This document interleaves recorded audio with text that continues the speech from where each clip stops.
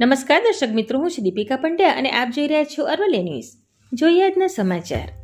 મોડાસાના જૂના માર્કેટયાર્ડમાં જીઈબી દ્વારા જૂની ડીપીનું સ્થળ બદલીને અન્ય સ્થળે ડીપી લગાવવાનું કામકાજ ચાલુ કર્યું હતું.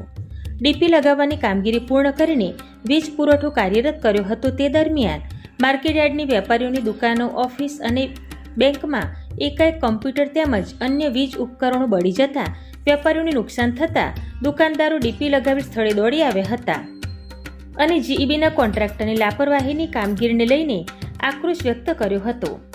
ડીપીમાંથી વધુ પડતો વીજ કરંટ આવતા જીએસએફસી ડેપો, જેડી એજન્સી, જય અંબે પશુ આહાર, ગિરિરાજ ટ્રેડિંગ, મનવા મસાલા ખેતીવાડી બેંક અને મેસર્સ રાણમલ સુમેરમલ દુકાનોના કોમ્પ્યુટર, પ્રિન્ટર, વાઈફાઈ, સર્વર, પંખા, mobile, charger, bulb, stabiliser, tube લાકડી તેમજ વિવિધ ઉપકરણો બળી ગયા હતા અને જીઈબી દ્વારા કોન્ટ્રાક્ટર દ્વારા કરવામાં આવતી કામગીરી નોન ટેકનિકલ સ્ટાફ સાથે કરાવતા હોવાનો આક્ષેપ કર્યો હતો.